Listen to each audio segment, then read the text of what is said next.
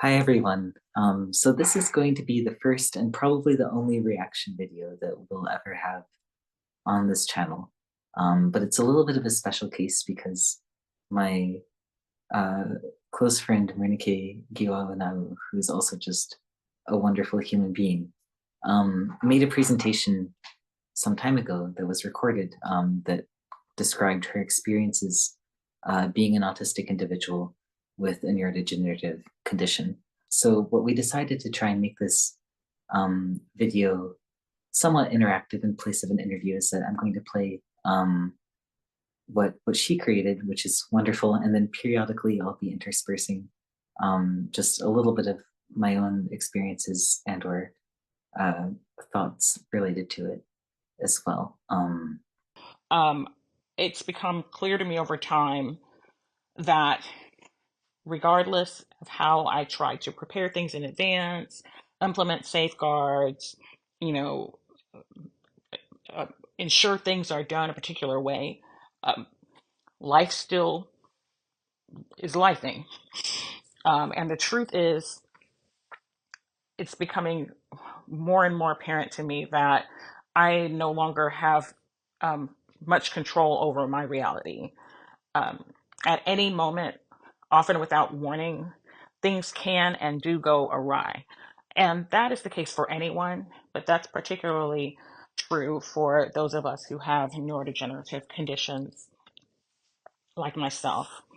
Um, Being that I am autistic, you know, these types of changes generally create a lot of internal turmoil, a lot of distress for me. You know, transitions are hard.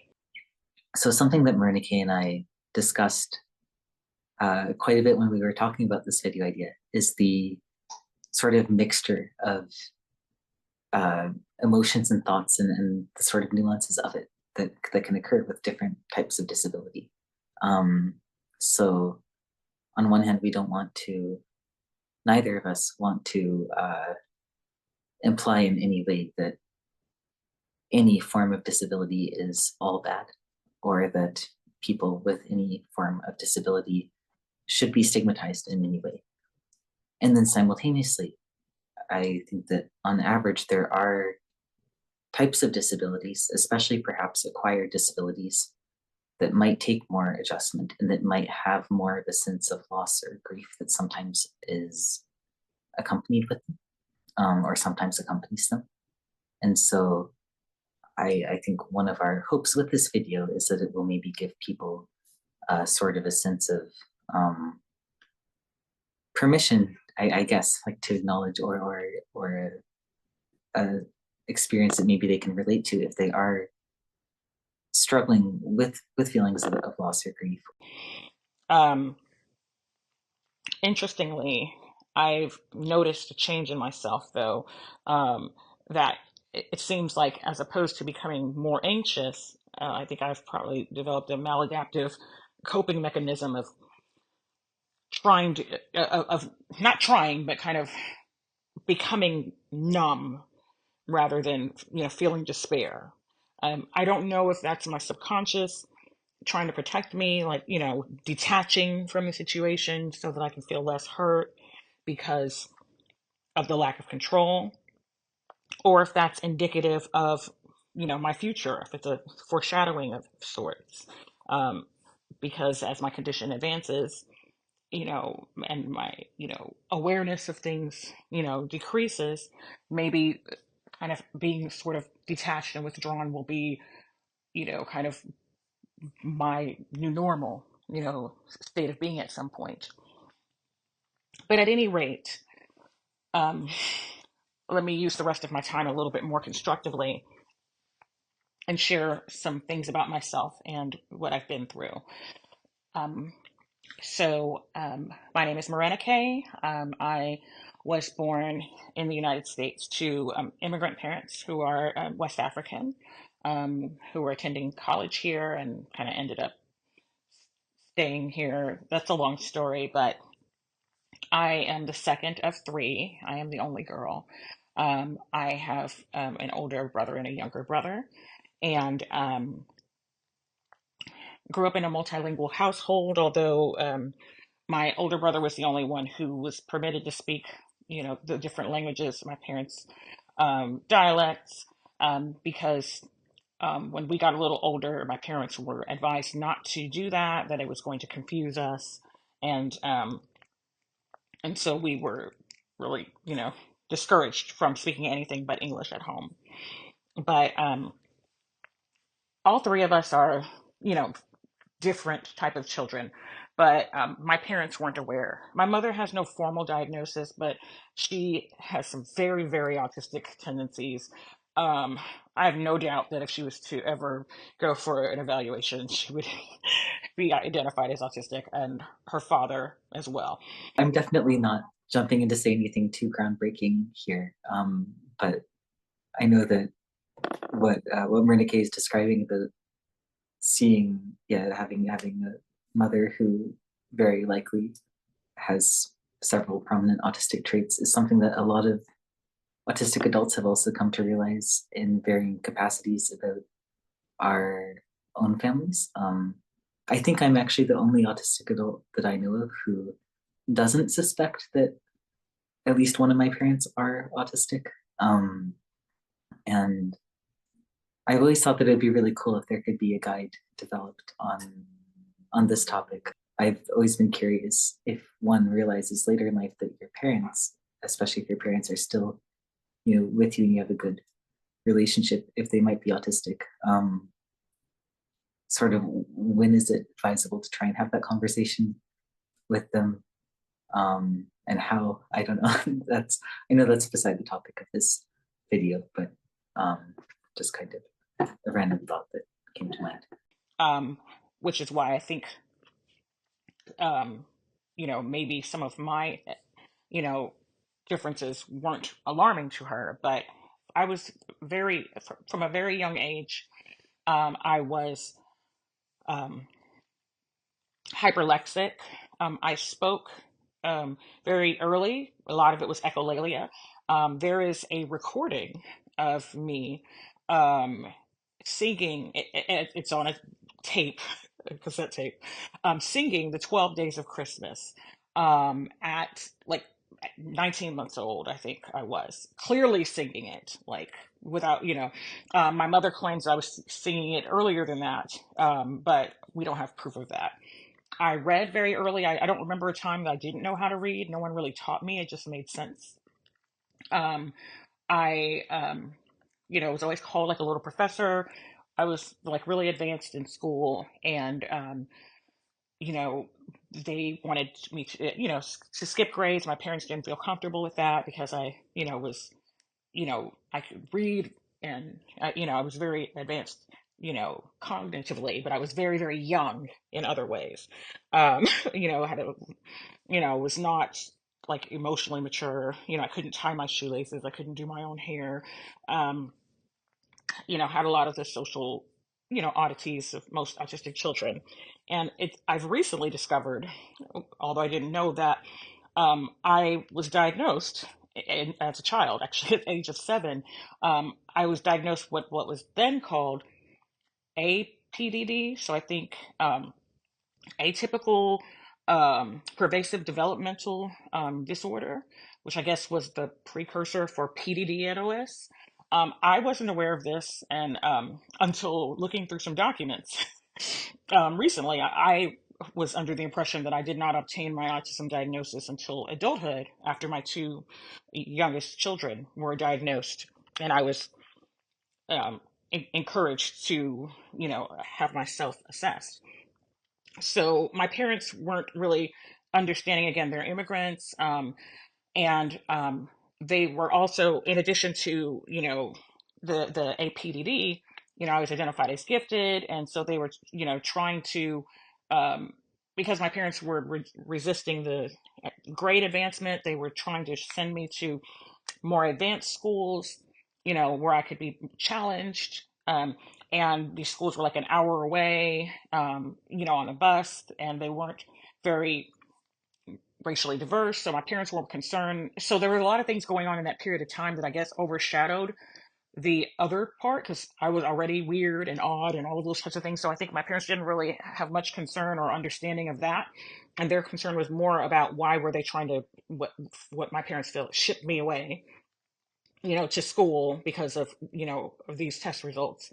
And so I think the giftedness was actually more, I guess, took precedence over autism, or whatever it would have, APUDD at the time. As I mentioned, I wasn't even aware.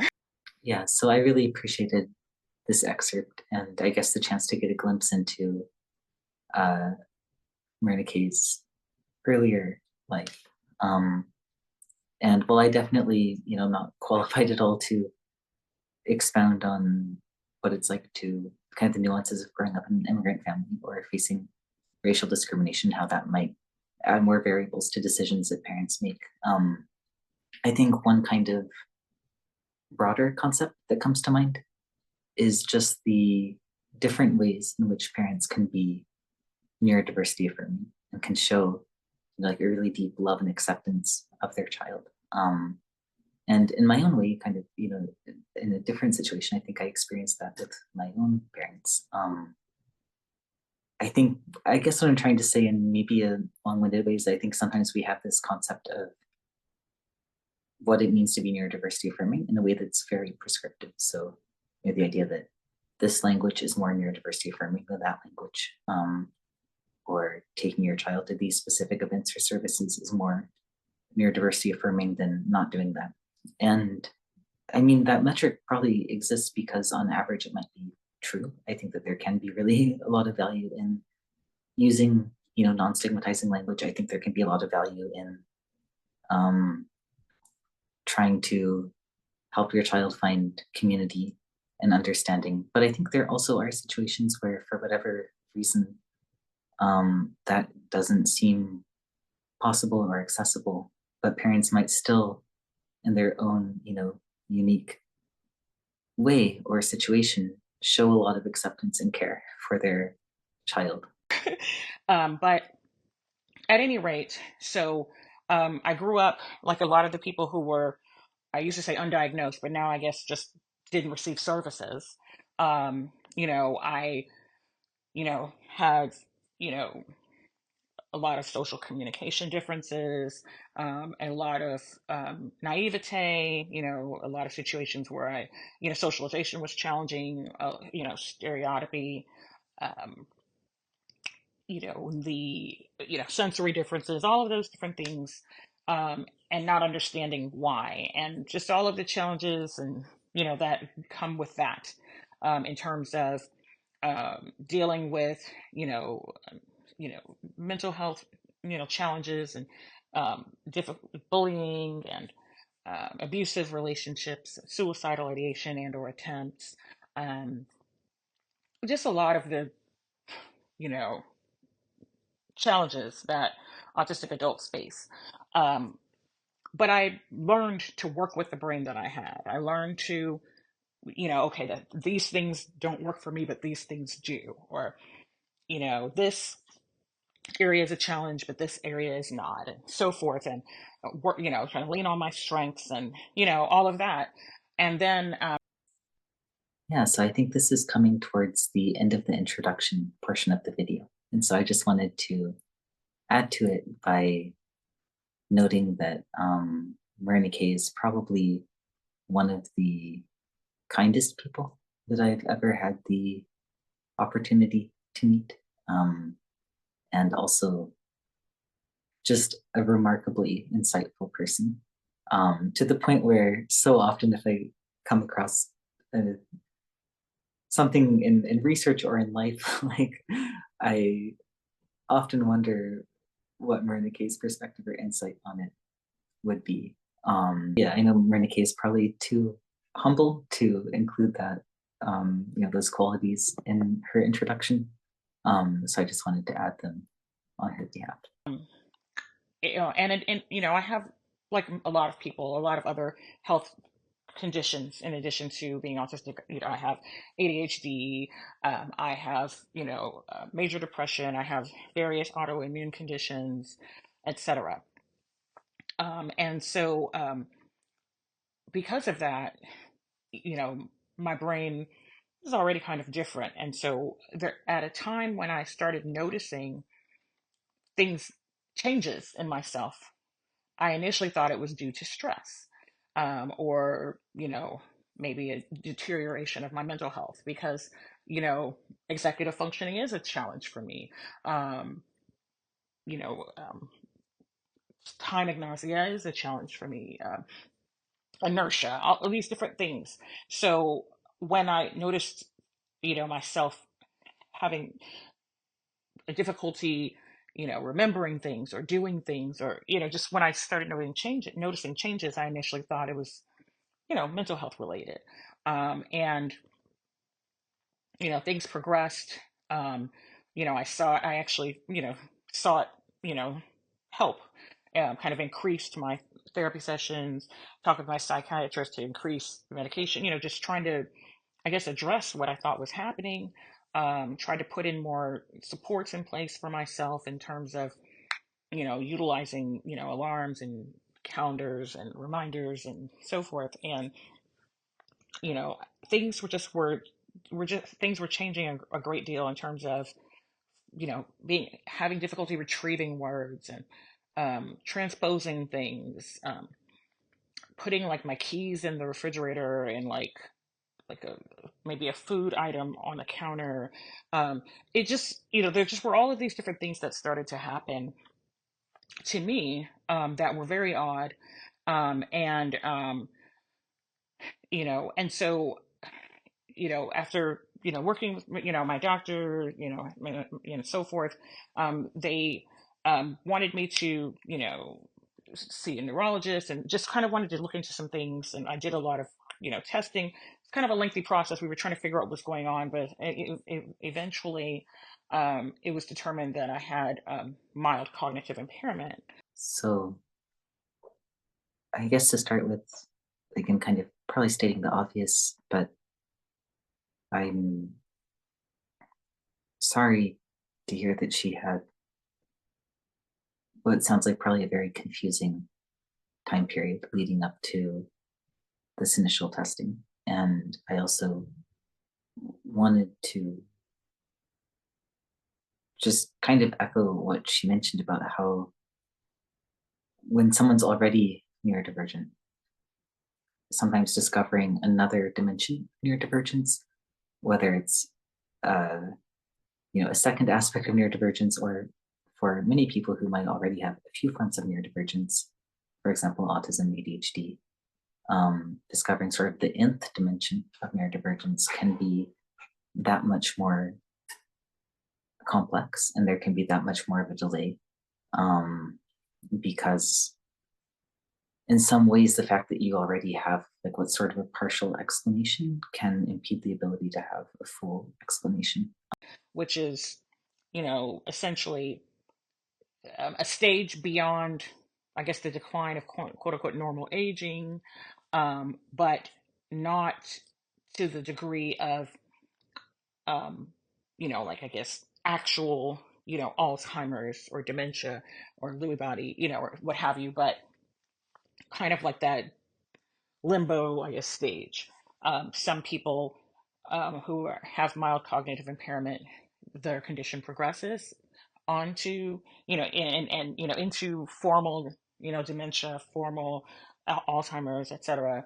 Um, some people, are fortunate and maybe there's some reversal over time, or some people kind of remain in that state for some time. It varies, but it is not, you know, it is it is not just typical forgetfulness or inability to do things. Like there's a marked um, impact on your life, and it for me has been devastating.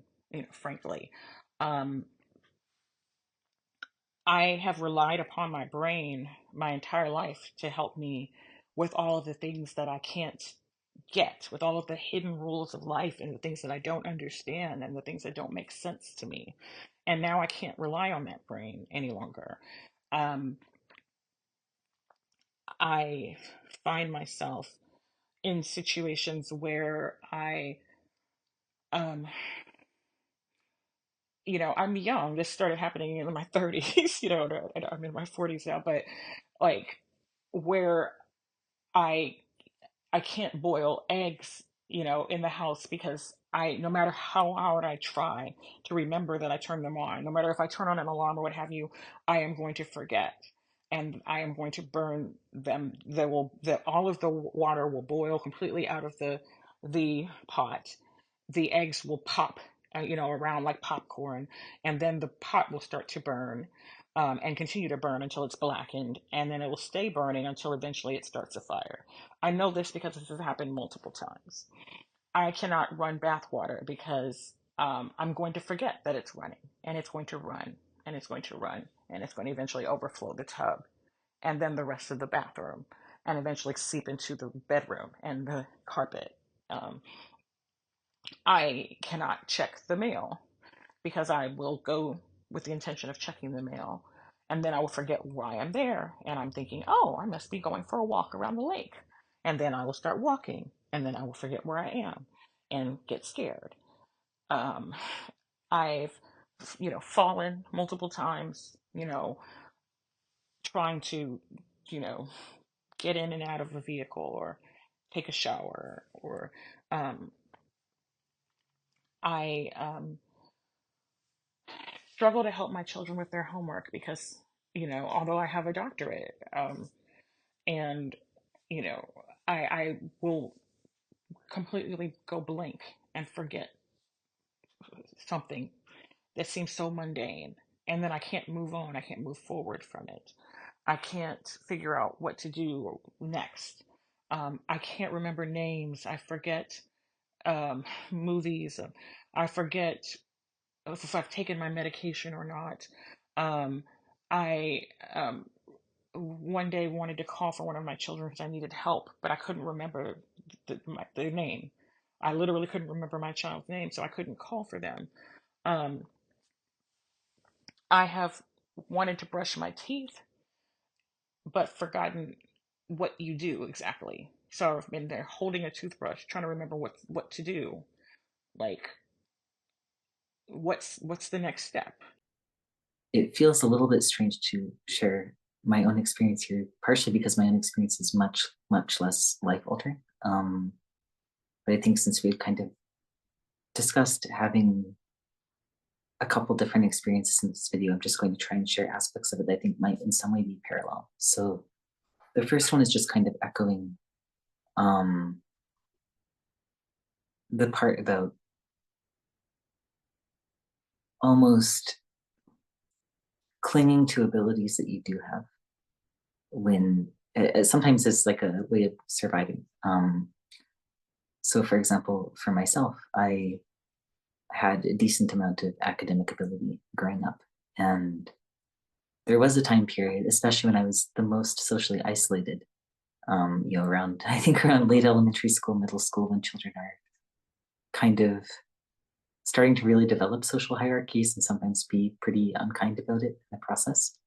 Um, and I think my way of kind of coping with definitely not being someone who could really understand and adapt to those social norms, especially the unwritten ones, was to really cling to um, my academic ability. If you can test your way into certain extracurriculars or certain competitions, at least you can find some element of belonging, even if it's fleeting. Or, and this, in hindsight, this is a little bit sad, but if if people come and ask you for homework help, even though it doesn't really take the place of a genuine social connection, it's still some kind of social interaction, and felt like it, brought a little bit of a layer of protection. And I did also just enjoy academics. So for me, it was also just a genuine escape, something that I really loved, and I still do. It still meant that, an element of self-worth is basically tied to productivity, and productivity is never guaranteed. So in my own case, I had, a series of head injuries, and well, my situation is different, I think partially because the impact probably was not quite as pronounced as what Morénike has been experiencing, and also because in my case it ended up being time limited. So I don't think I'm currently experiencing that much of an impact from the head injuries that were, at this point about a year and a half ago. It was a sudden shock, I guess, to suddenly be sleeping a lot more, to no longer be sort of this infinitely patient person in a really easy way, to, suddenly not be as organized academically or professionally, and some other changes as well. And I don't think that it was only hard because I'm autistic. I'm sure that it would have been an adjustment regardless. And I also don't think that the experience was all bad. In my case, there's sort of elements of, I think, like a broader understanding and compassion that came out of it. But it definitely, I think it was certainly a very challenging experience in a lot of ways. And it kind of shed light onto, uh, I think I didn't realize how much I was tying towards my productivity until for a while it felt like it was suddenly decreased. And at the time, I was also very worried. There's that element of unpredictability. Well, is it going to ever come back? Is it going to keep decreasing? What's going to happen? And I'm holding it and I'm like racking my brain for dear life, trying to recall, and I cannot. Um, I have been in the midst of work, on a protocol call or reading through something, and then all of a sudden, I instantly, I no longer understand what I'm looking at. Like it is as if I am just seeing a sea of words. The concepts, everything are gone. And then sometimes it's not that severe. Sometimes it's more like a dampening, like as if someone dimmed the lights. So it's like you get it, but but you don't get it clearly. Like it's fuzzy. So it's not like you've lost it all, but it's like reduced. There's that. You can kind of like walk in that fuzzy feeling for a long time where you just don't get things. And the clearest example I can give to the way that I feel sometimes is, I don't know if any of you have read or ever watched Flowers for Algernon. Um, but I feel like Charlie. Um, like something, like I have something and it's slipping away from me. It's slipping out of my grasp, and I can't do anything about it but watch it slip away. And the resources I find online, I'm I'm not 50, 60, 70. I don't meet the criteria for um, research trials. I don't. I'm not old enough for most of them. A lot of them have exclusion criteria. So having a developmental disability, which I obviously have record of, being autistic, excludes me. Um, I I'm not in a position where I this I guess sense of cognitive dissonance that, oh well, you get old and things start to happen and they start to fall apart. Like it just seems like it happens so much younger. I'm not the only person that I know that's autistic that is experiencing this. And I think that, I don't know if some of it's the cumulative, stress and trauma that we deal with throughout our lives, or the fact that our brains are already different, or if there's anything that predisposes us to these things, or if these various diagnoses overlap and enhance one another in a dangerous way. I'm not sure what it is. I've always, I believe that different types of brains are important. I believe in the importance of neurodiversity, but um, I have to say that this condition, it scares me. It scares me. It frightens me. Um, I really appreciate the point that she brought up, even though it's very unfortunate, about um, how much dehumanization there can be towards people with neurodegenerative conditions, as well as, um, I guess, autistic individuals who might be level 3 or have much higher support needs. Um, and just how inaccessible the world can be. Um,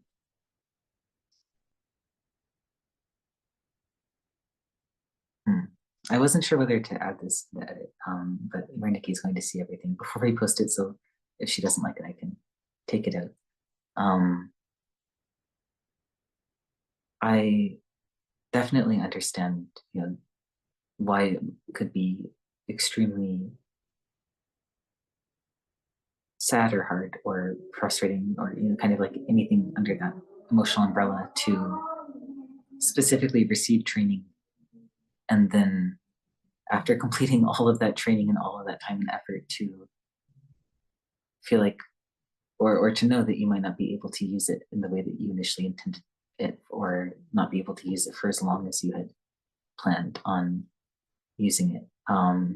But I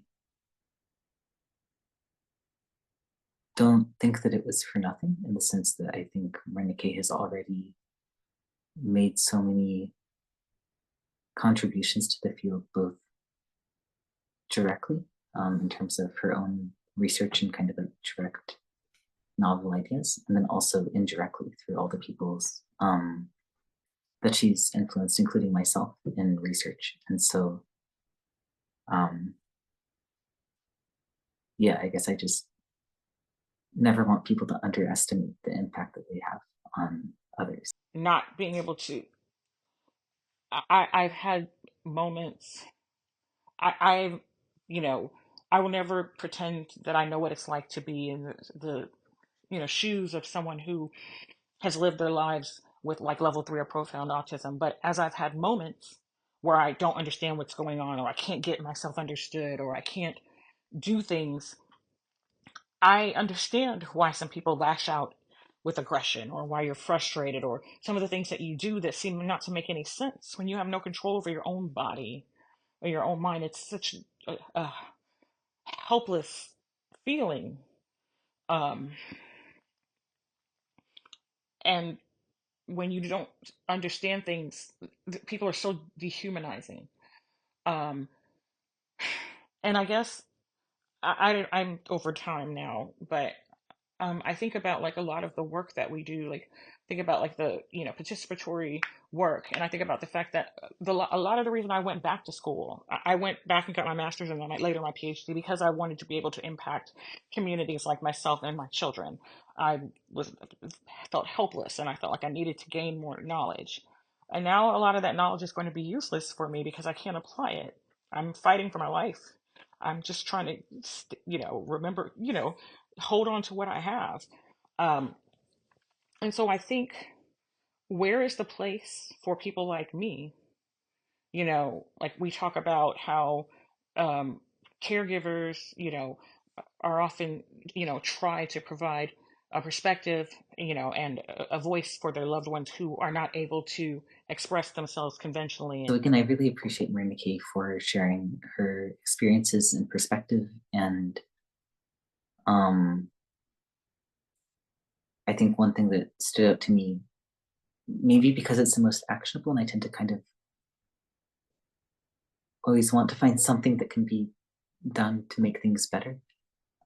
It's just like the very urgent need to make the world a more accessible place.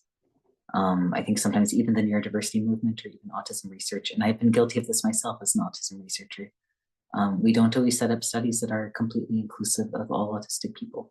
Sometimes the studies are not inclusive of people with intellectual disabilities, for example, or people with neurodegenerative conditions. And if even the neurodiversity movement isn't accessible, of course, people are going to feel all the more isolated and afraid and unsupported. And then as she highlighted, research on neurodegenerative conditions might not always be accessible for people who are also autistic. But yeah, I guess outside of that, if anyone has any related thoughts or experiences that you're comfortable sharing in the comments, we'd love to see it. And thank you very much to everyone who took the time to watch this video.